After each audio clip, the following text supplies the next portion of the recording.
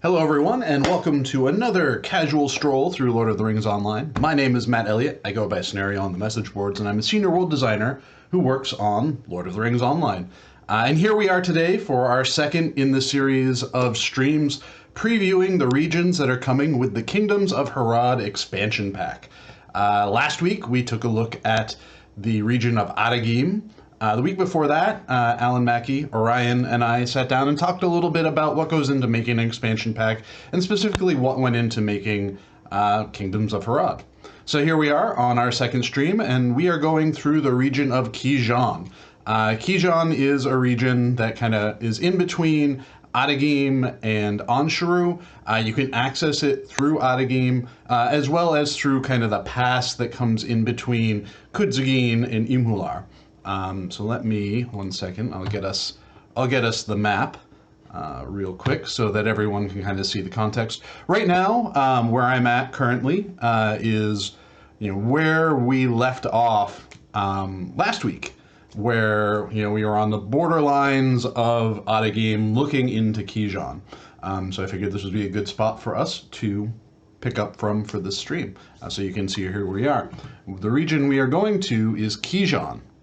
As you can see here, it is kind of rugged, arid farming lands. It is probably the area that we are currently in the most active development on. There are a lot of assets that our artists very recently provided to us, so we've been in the process of hooking those in. And it's one of those regions that I fully expect that as you all are here with me in this stream, and we start doing the live previews where you can go to Bull to play, you're going to see kind of the biggest differences between these two regions, between this region as it is presented here and what it looks like in the Bull state. Particularly, I think the most active development that we're in right now is the city of Zajana, which is in the lower left-hand corner. My camera is kind of getting in the way of it a little bit. But Zajana is one of our major cities for this expansion pack. It's the anchor for this region of Kighân. And yeah, it's kind of got a sister city in Idagal. But this one is the one that we're in. This one is in the region that we're in right now. We're not going to really go into Zajana with this stream. We'll actually go into that after I do all of the region streams. We kind of have a final catch-up stream to go through interiors and whatnot. So we'll take a look at Zajana when we get to that stream. But for right now, we're going to run around on the landscape of Zajana, or the landscape of Kighân, pardon me.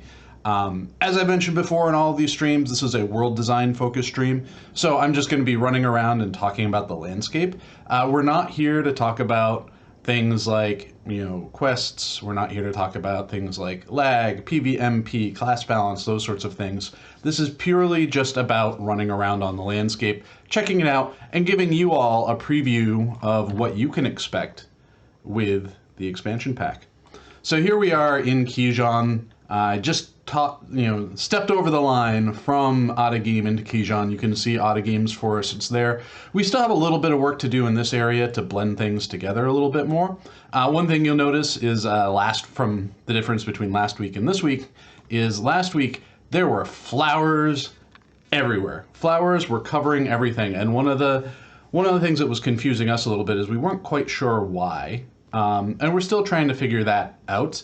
But in the short term, I just basically turned those flowers off. We do have some new flower frills coming into this region. We've got various poppies here, as well as we've got tulips here. I'm running a bit fast. Let's slow myself down. So we've got poppies and tulips scattered throughout the region of Kighân, adding a nice little pop of color through everything. The designer who is working on this region, his goal too is once he is at a point for polishing, he's going to go through and find spots to put meadows of these flowers here and there. So yeah, you can see here where we've got kind of a blend going on, where little bits of elements of the cliffs of Adagim merge into the cliffs of Kighân. We have also right here, this is one of our new buddies, This is internally what we've called the terror bird. You know, our one of our new additions to our bestiary for LOTRO. Think of it as kind of like, you know, a scrappy dodo, a big chunky bird that isn't really afraid of too much, but is certainly happy to make others afraid. You'll see here too, we've also got, you know, oxen in the fields as well. Your standard assortment of critters, which I haven't seen much of yet. But yeah. So Kighân is a region in which the Orcakai are very much pressuring the Zijani folk. You'll see throughout here we have various little monster camps for the Orcakai and just in general other unsavory folks, bandits and whatnot, making their way through here as well. I think one of the things that with Kighân anyways is interesting is, you know, we have usually we try to anchor, you know, a main threat throughout all of this, and certainly, you know, I think for a lot of this, Ordak is kind of the main threat for everything. But Kighân is kind of a melting pot of a variety of different humanoid threats. You know, you have the Orcakai, you have just general like brigands and corsairs. There's a sect of assassins that call this region their home as well. So this region, while the number of enemies is multitude, they're not necessarily one singular enemy that is the focus for this region.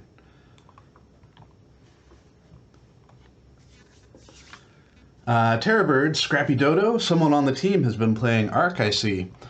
Potentially, I was thinking more like Angry Chocobo myself, but you know, I think one of the things with the Terrorbirds, that is our internal name for it, for them.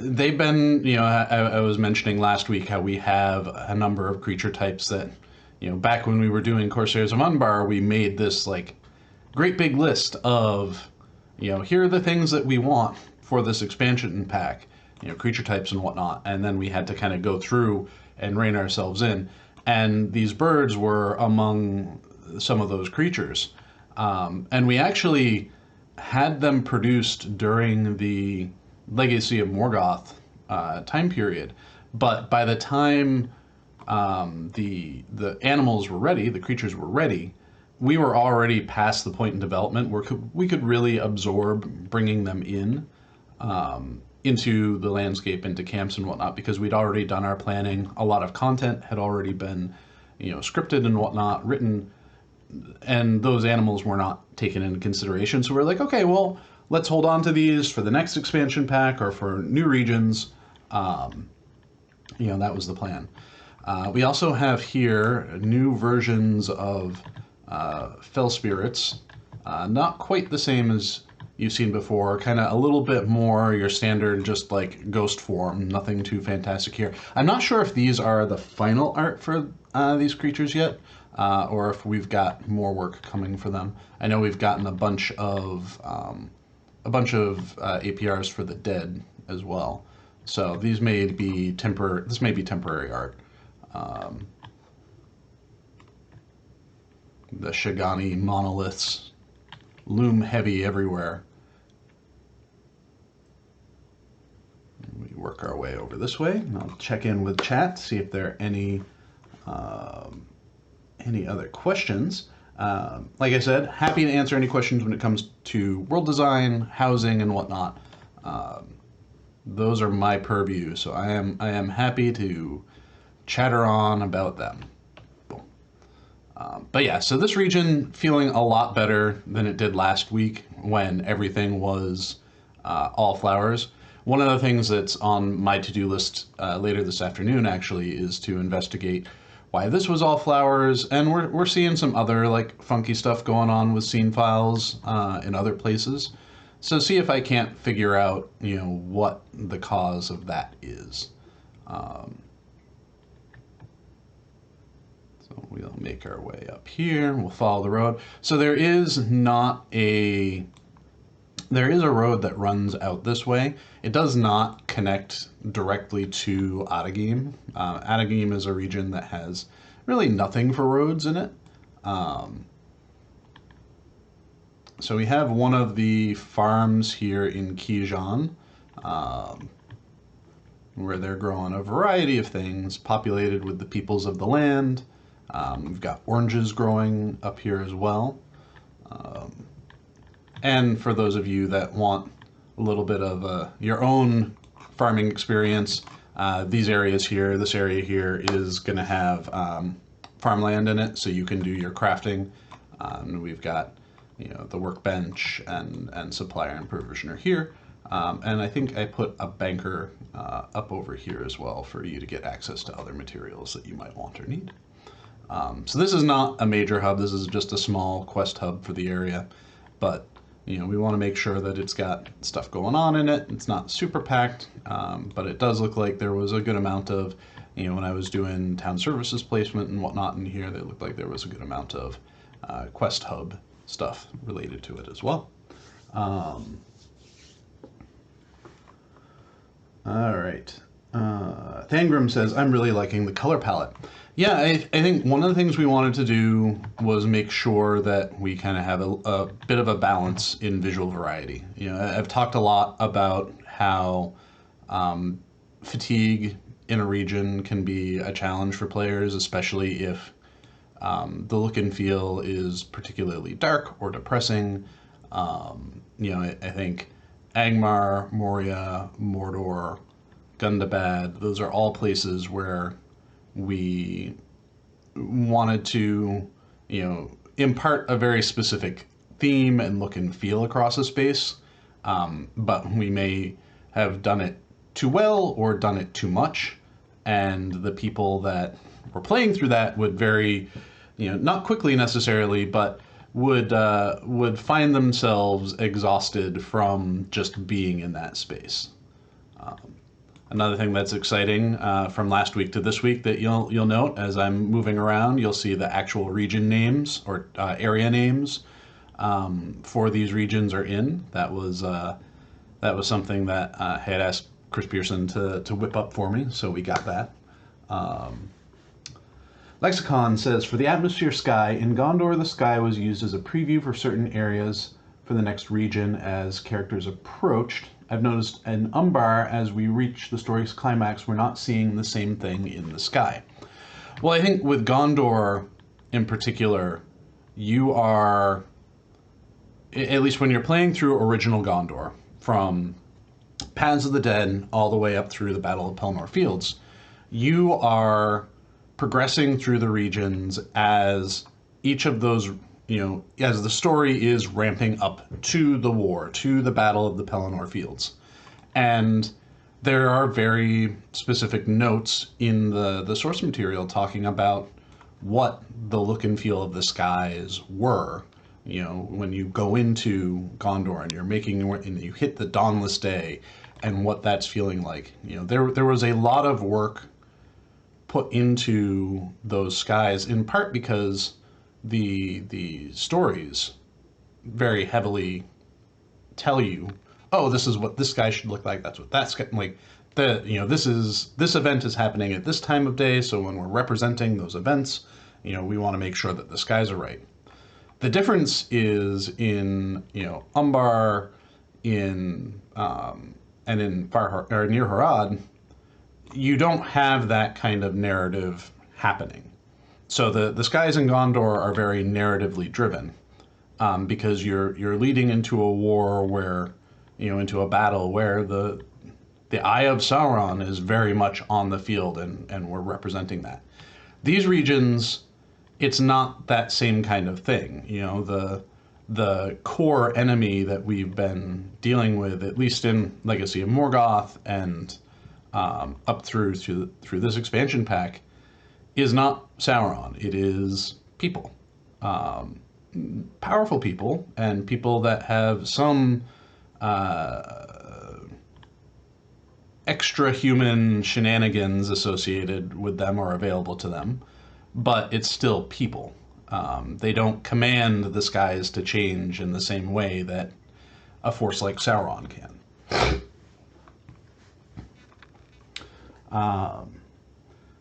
Epic Games TV says, do we have missions coming with the launch? I believe there are missions with delvings associated with this update. I cannot speak to how many, where they are going to be available and such, just because that's outside of my purview, but we certainly have been building spaces that have been requested by our designers for missions. And I know that a number of landscape spaces are being earmarked for mission overlays as well.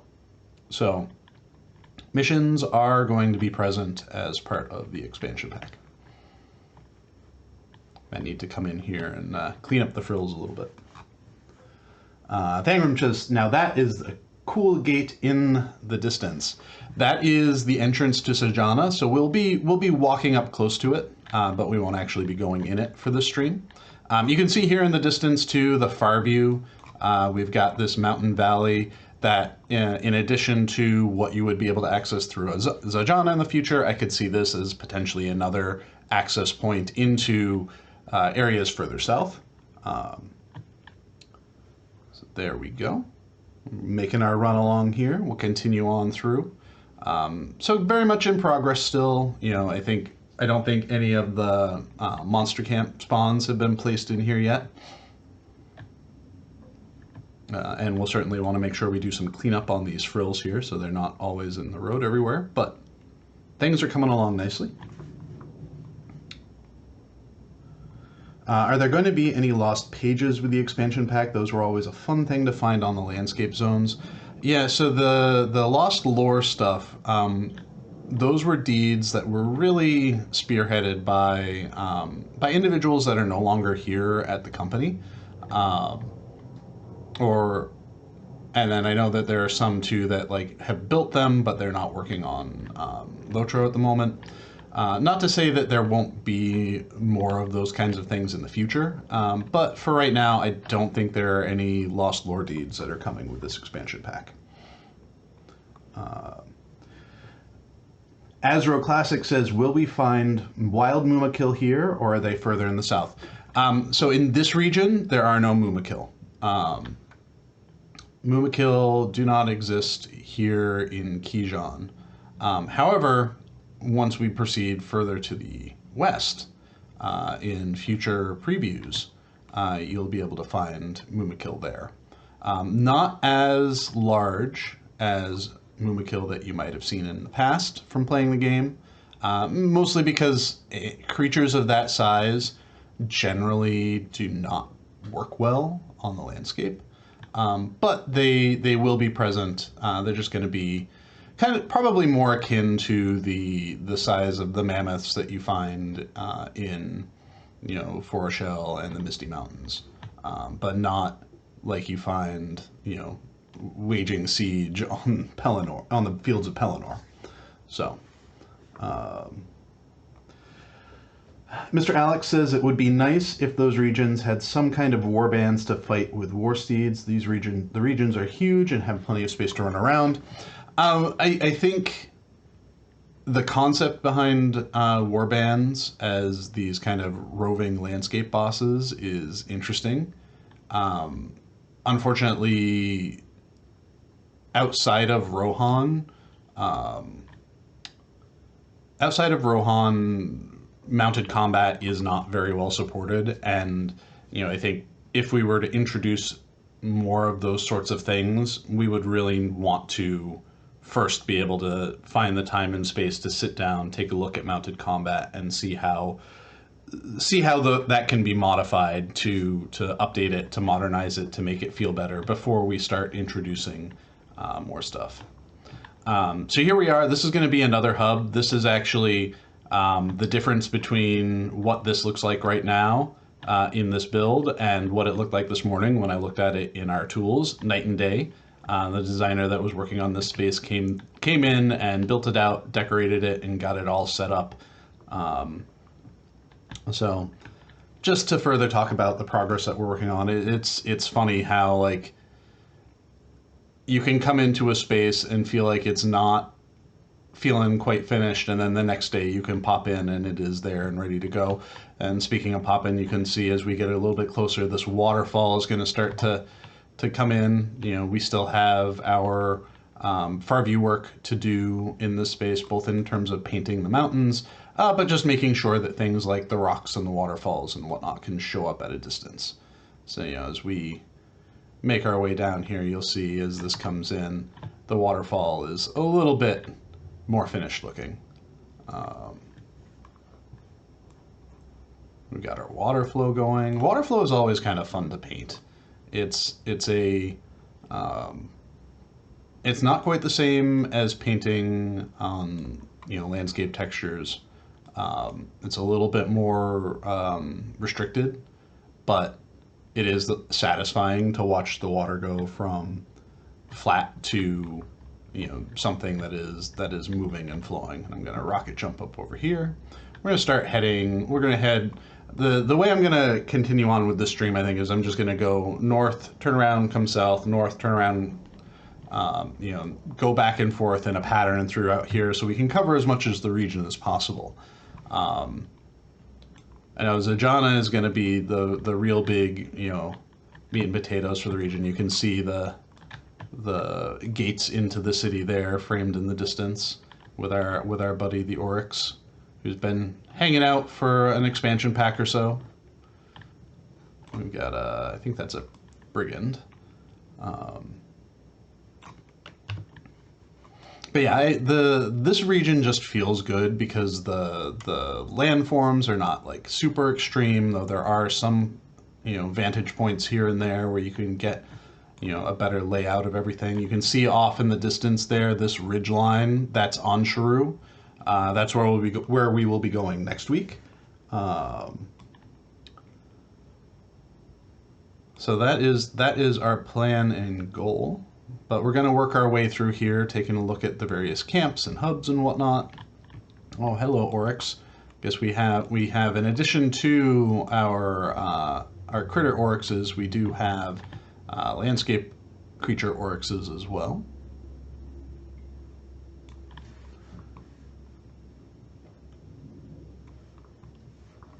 All right.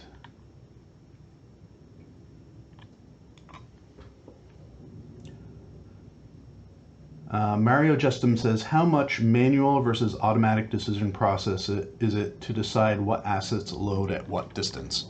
So all of our assets have a kind of default, what's the default like size associated with it. Small deco, large deco, landmark, bush, tree, plant. And all of those like signifiers have a distance that they'll render out associated with them. And this is for static objects only. Anything that's dynamic, that generally, things like a creature or a quest item and whatnot, that is generally not something that will render out more than like 80 meters from the player. So like this monster here, or the oxbutt. Anything else, like if I back up far enough away, eventually that will just stop rendering because you can only be so far away from a dynamic object before it depopulates. There it goes. But for things like trees and whatnot, we have a couple of different ways that we approach it. A lot of the trees and a few bushes have a LOD class associated with them that generates an imposter. So you see these trees up here in the far distance that you could see maybe a little pixelation along the edges. Those are imposters. Those are representations. They're 2D card representations of the trees themselves.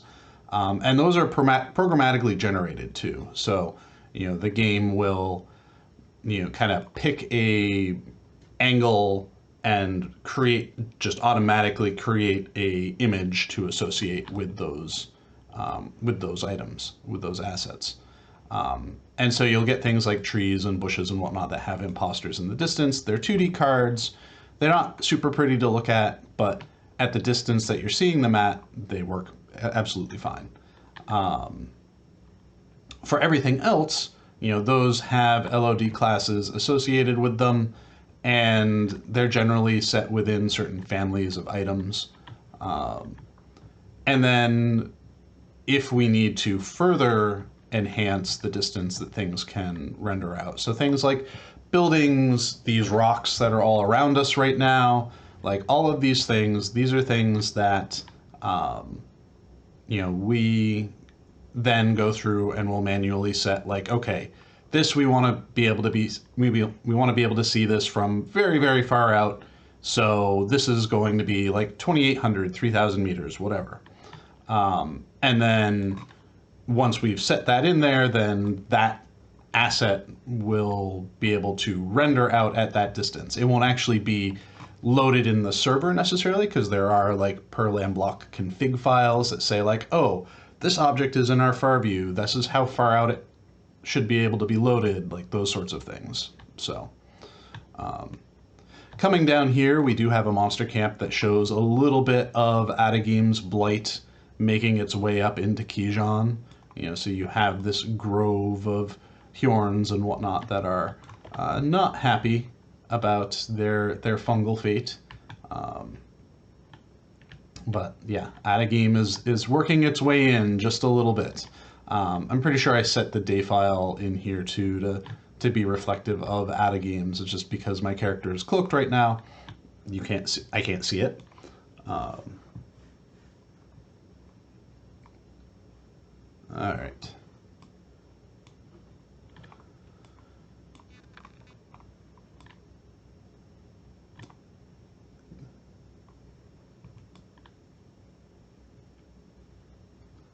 Okay, let's see. So what's the difference between, so King Cookie asks, what's the difference between placing a critter and placing a landscape decoration critter? Are they the same? One just can't attack, and what are other things that differentiate them? So yeah, I think this is in relation to seeing a critter oryx and a creature oryx.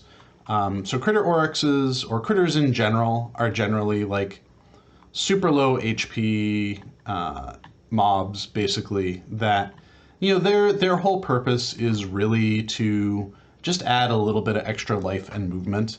They don't usually have any attack skills or anything, and the idea is that if you are able to hit them with something, they just die in one shot. Usually they have a behavior that will cause them to run away from you if you get near them, if you approach them. They'll flee. But that's generally it with critters. For creature versions of things that are also critters, like those usually have, they're combat capable. They have a suite of, skills for themselves that they can use to defend themselves, to fight back. I think probably the first time we really did this was when we had, we had at the launch of the game, we had critter deer forever, and all they would do was run away. And then when we made Even Dim, we were like, okay, well, why don't we, make deer into a viable enemy for the players? So we worked with our game systems team and the art team to get additional animations for them, to get them set up so that they could attack and have skills that work for themselves and work with other deer, for example. So that's kind of the main difference, is whether or not they're combat capable and what they drop for loot. Critters drop no loot. Critters don't count towards deeds, like those sorts of things. So like this guy here is a creature oryx. He is not a critter oryx. There are some character heritages that cannot attack critters. So knowing that there are oryxes on this landscape as combat creatures, it probably makes sense to pull them out of the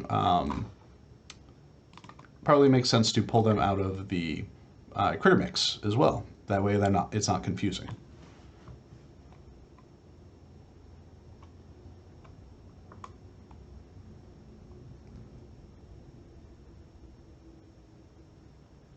Silvadeer says, Scenario, you've been here since Evendim. I've been here since before Evendim.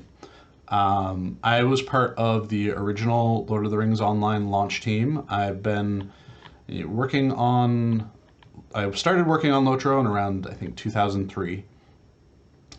Before we launched the game, I actually started way back. My career in video games was working on the game when it was called Middle Earth Online. I was a production artist and producer for that, working with the art team. So I have a little bit of art that's in the game from way back then.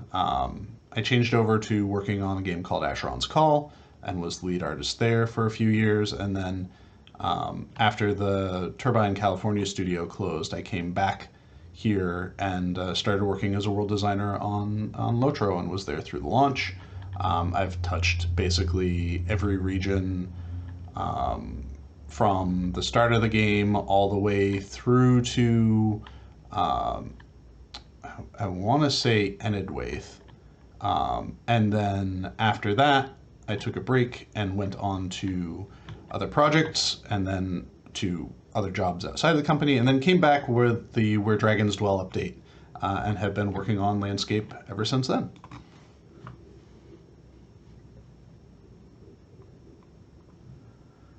All right.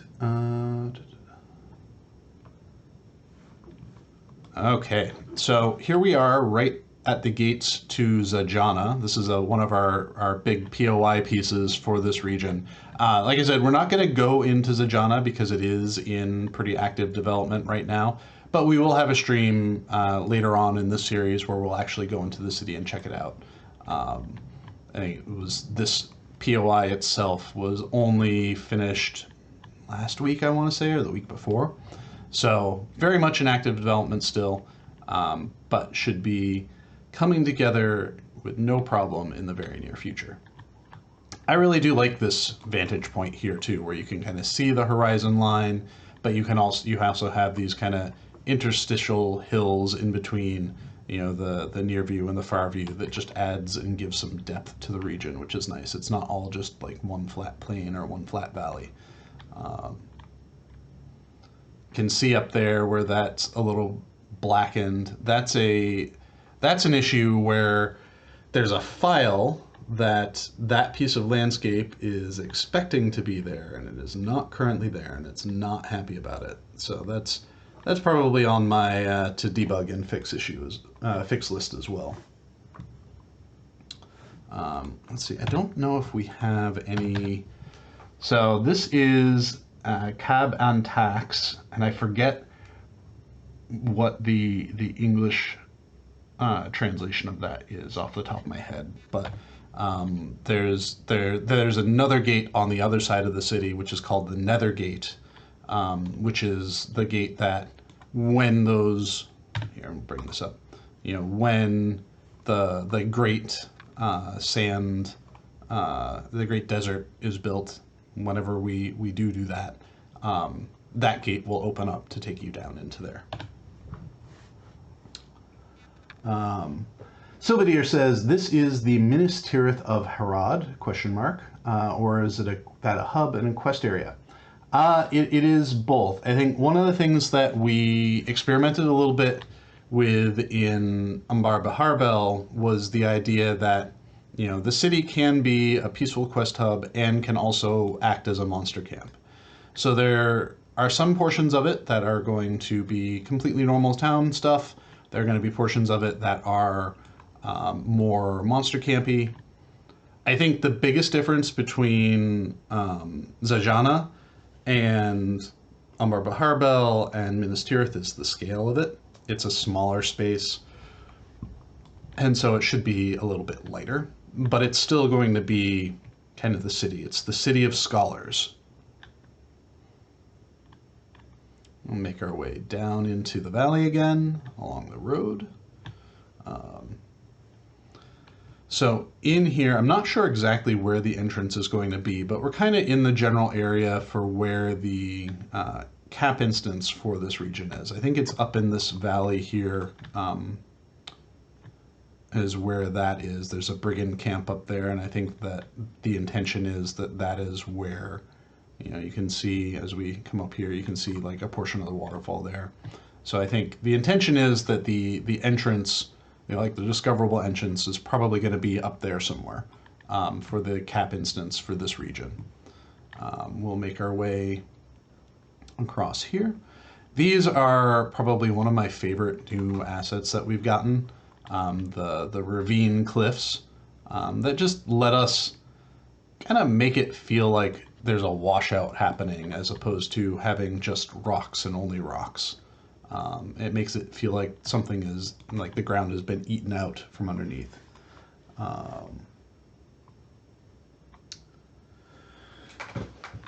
King Cookie asks, what regions did you work on this time scenario? So the regions that I was responsible for are Adagim and Ansharu, but I've done a bunch of interior spaces and whatnot for the expansion pack as well. Generally those associated with those two regions, but we all help out where we can. And we're kind of at the point now where it's like my regions are done, so I'm pitching in with our other designers to help kind of bring home the regions that they're working on as well. Agilly says, how long does it often take to go from world building to debugging to production? It varies. Different projects, different deliverables take different amounts of time. Usually, we tend to start thinking about and planning for what our expansion pack is going to be for the next year around this time of year as we're wrapping up the expansion pack. Then we'll move into production, before the holiday breaks. That's generally how it goes. Some regions build faster, some build slower. So there's variety to it. Let me make sure I'm not stuck here. We got our little pirate goblins.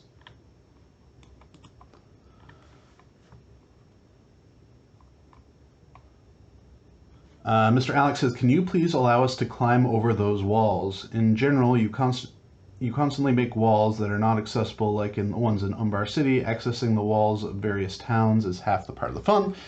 It can be fun, but it also results in many, many, many bugs that then need to get fixed. We abhor stuck spots, and the easiest way to avoid those stuck spots is to be more considerate with how we, wall off physics and whatnot. And one of the things too that we are discovering as we build things is the more physically complex a space is, the harder on performance it is.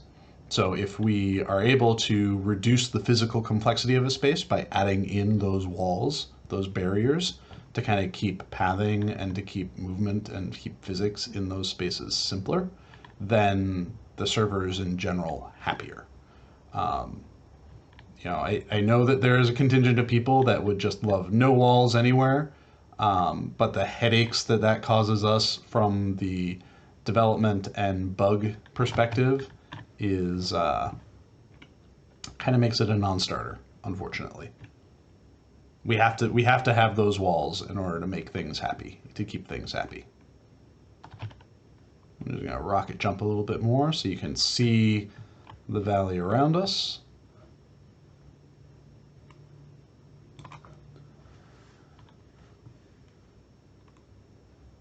So again, just as a reminder, this is a world design stream, level design. I'm not able to answer questions about things like PVMP or performance. There are some things I can touch on a little bit, but by and large, I'm not going to be able to answer those questions for you. I do apologize. If you have those questions that you're looking to get answered, my suggestion would be to drop into the message boards, drop into Discord, join the Court of the Rings stream, or for some things, join us for the regular We Have a Cave Troll stream in which Orion will be present, and he'll be able to answer some questions more specific to those topics. What is the craziest, funniest bug you have ever seen while testing or building? From Agility X.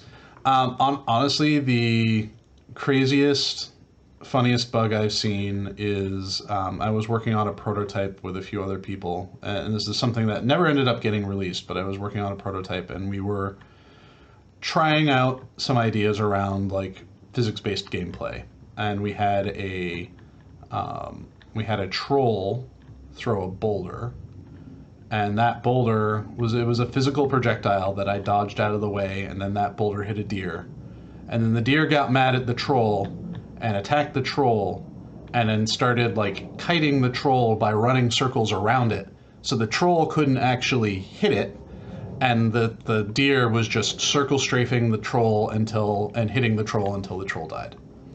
I think I watched it happen for like 15 minutes, and I was just completely entertained.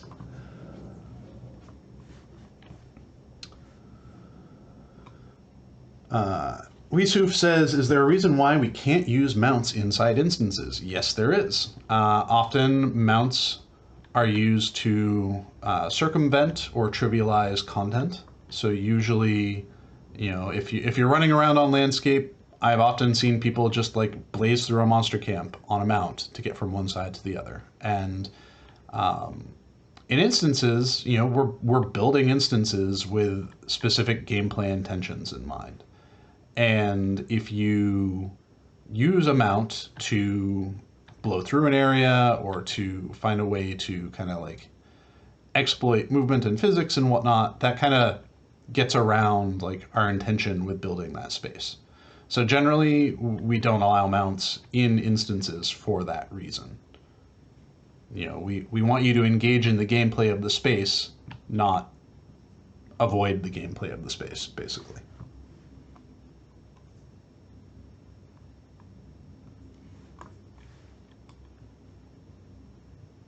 All right, I think what I'm going to do is I will make my way down through here, and then once we get back to the river, we'll follow the river up, and then I'll take you all through kind of how this connects to the rest of the region. Since I'm not able to show Zajana yet, since I don't want to show Zajana yet, that feels like a good way to kind of move things along, and then that'll put us in a position where we can start the stream for Anshuru next week.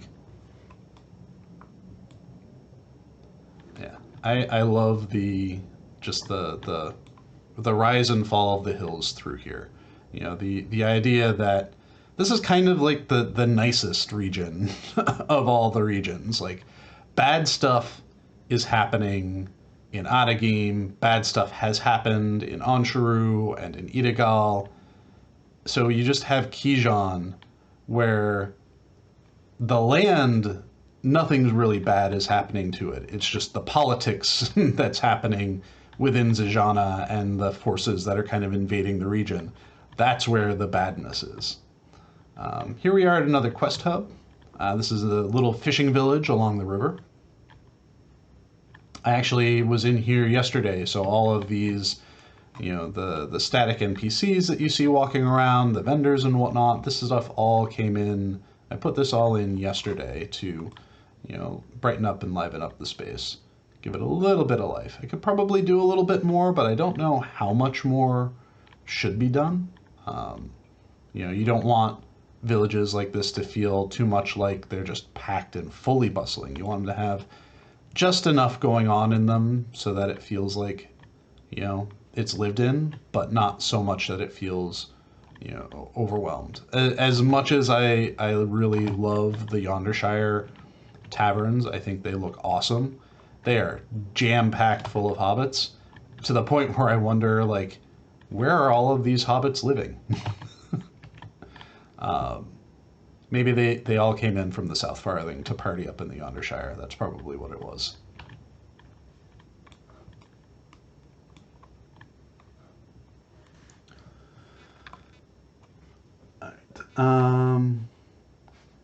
Agility X there seems to be a trade-off between navigatability of a world city and the world design aspect itself.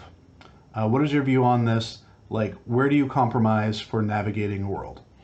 I think there are spots of the world where it is intentionally complex in order to sell the look and feel and vibe of it being a busy city. If traversal of the landscape was more, I don't want to say important, because traversal is important, but if traversal of the landscape was more integral to things like gameplay and whatnot, I think we would be in a different world as far as limiting movement through the space, because we would have built systems to better support certain kinds of movement through those spaces. So Umbar Baharbel, we wanted to, I think we were very heavily inspired by ancient cities, in particular Baghdad, and what its ancient walled cities were supposed to be like. But we don't have gameplay that is navigation gameplay outside of just moving. So because of that, it's pretty densely packed. There's this also trade-off between like, okay, do we build a city? Do we build a space that feels like it's urban planned? Does it make sense for it to feel like it's urban planned? Because if anyone has been to a city like Boston, for example, there's no urban planning in that city. It is built basically around where the people that the Europeans that settled there settled. And that's just kind of how it goes. So it's like more organic and flowing through. And that can make it hard to navigate, whereas you have other cities that are newer that are very grid-like. And so traversal and navigation in those areas is a bit easier to do. So that's me rambling, and there are trade-offs to it.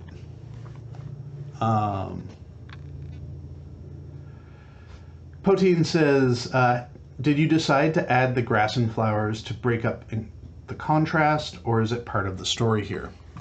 So the flowers, adding the tulips and the poppies and whatnot, is really more about finding ways to add color to the landscape and also find ways to represent flora and fauna in the regions of the world that inspired this one in particular.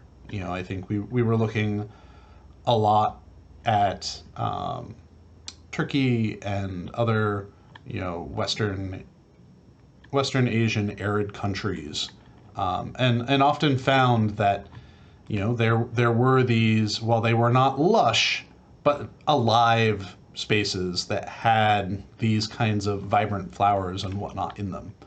And so we wanted to bring in those little touches of color to give it a little bit of pop, to give it a bit of life.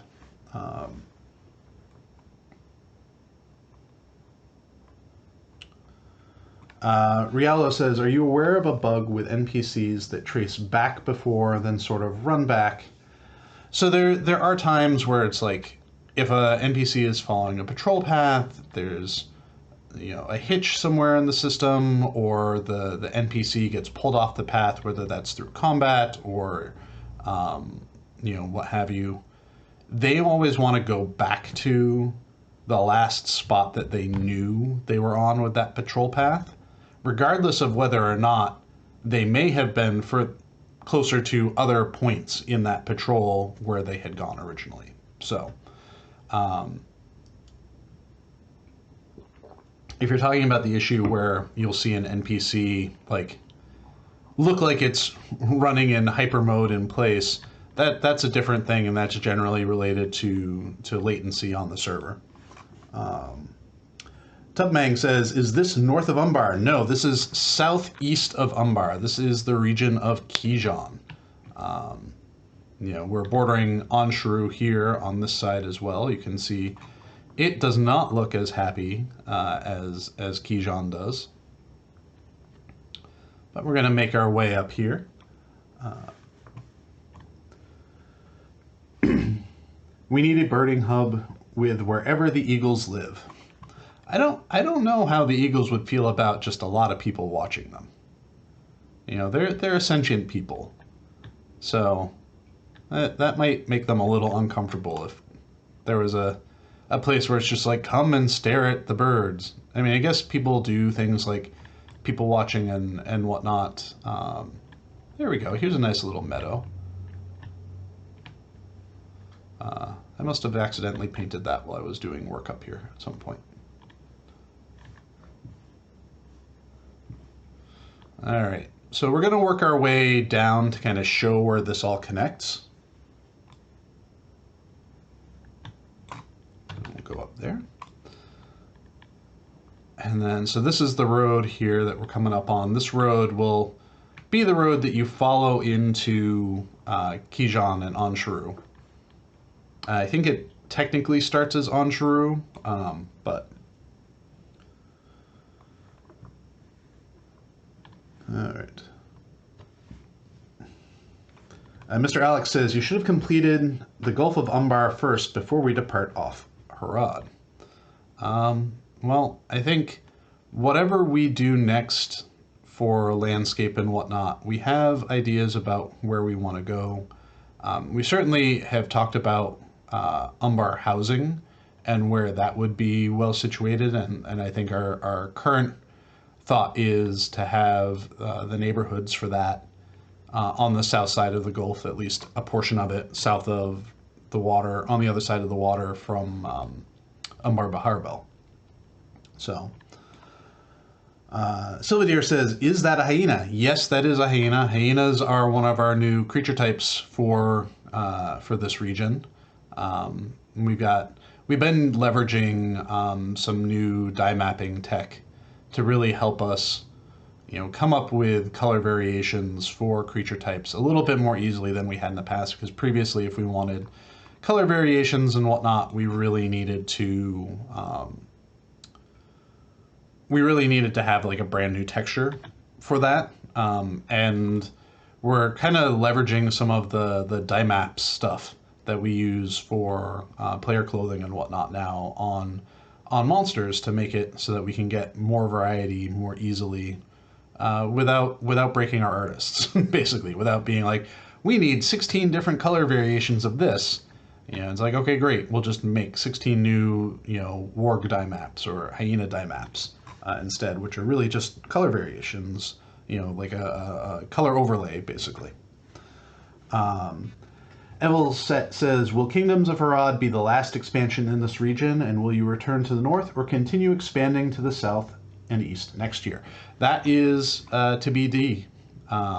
It's where we are going next post this expansion pack is not something that, we're ready to talk about. We're prepared to talk about because this is our current thought and goal and kind of where we want everyone's thoughts on at the moment. So here we are. This is, I think, let me see.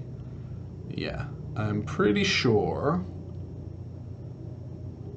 So we've got this bend up here. Yeah. So right around this bend is currently accessible space. So if you're playing the game right now, you go into Kudzagin and in Imular. This is an area that you can currently get to. And right now on live, that way, I think right about in here, is blocked off with a rock slide. And so with the expansion pack, that rock slide is going away, and this will be how you access this region. Let me bring up the map again so we can see everyone can see where we are. So we've got, this is Jarush and Kudzagin all through here. We've got Imular here, and then this is the roadway up, the Road of Riches. That would take us here to Murgala in the Rich of Plenty.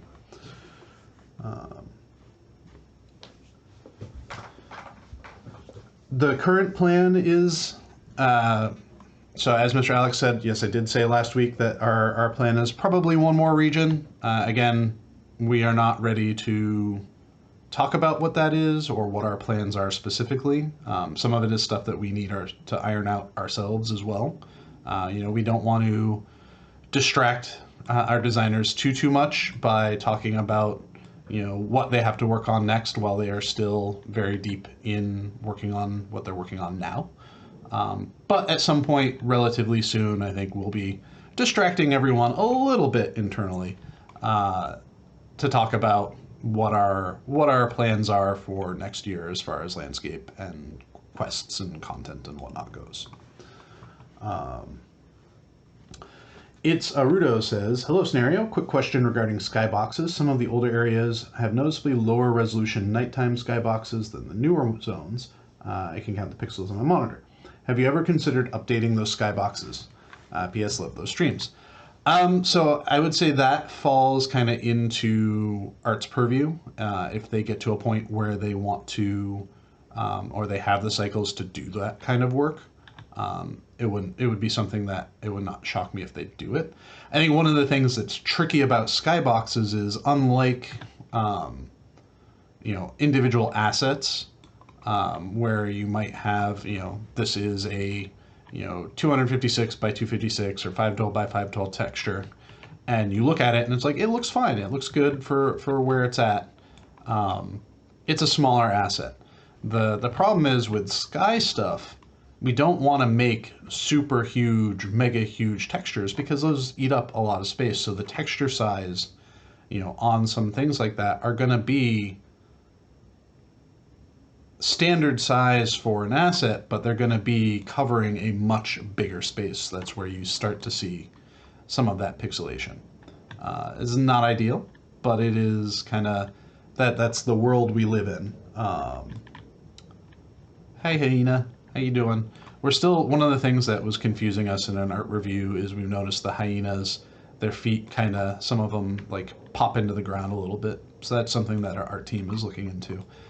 It's one of those fun artifacts when you're doing reviews where you're like, that shouldn't be doing that.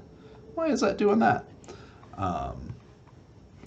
Agility X says, which festival is your favorite in LOTRO and why? I like the answers, rambling, gives some context. Haha. So I really, from what I got to build perspective, I really kind of enjoyed doing the Midsummer Festival stuff. Because again, it wasn't, similar to King's Gondor, it was an opportunity to take Minas Tirith and show change in Minas Tirith. So that's I think probably one of my favorite ones as far as like a design challenge goes. I did recently build Further Home, which I really enjoyed. I think Further Home, Winter Home, and Wistmead are probably some of my favorite festival spaces, just because they are kind of unique spaces that you only really get to see as part of that expansion pack or as part of that festival, and that's what really just makes them stand out. So I would say that's where I probably lean as far as favorite festival spaces. All right. Well, I think we are at the point now where it is almost time to wrap up this. I actually managed to start things on time today. So I feel like this is a good spot to just kind of like pause things, see if there are any other questions that I can answer, things that I want to talk about. But otherwise, thank you everyone for coming here, hanging out, taking a look at Kighân. Like I said, this is probably our most active development region at the moment. So we're plugging along on it. I would not be shocked if there were other significant changes that happen to the region over the next week or two before it goes to Bullroar. Particularly, I think we really want to make sure that Sajana is ready for players to run through before it becomes available on Bullroar, because it doesn't do us really any good for those kinds of settings to have stuff that we ourselves are not feeling like it's finished enough to put, because then we'll start getting lots of bugs like stuck spots and falling through things and whatnot, that it's like we're aware of those and those are going to be addressed. It's just the build didn't have them in the, So yeah, thank you everyone for hanging out here, asking your questions and coming along for the tour. For those of you that are interested in Bullroar, we're having a special Bullroar running today to test some optimizations regarding instances and PVMP. So if you are interested in those, copy your character over to Bullroar, get that installed and going. Otherwise, we'll see you all next week. Next week, we are going to continue our series of streams in which we're going to go through Ansharu, another region that I had built. So thank you, everyone. I hope you have a great afternoon, and we'll see you all next week.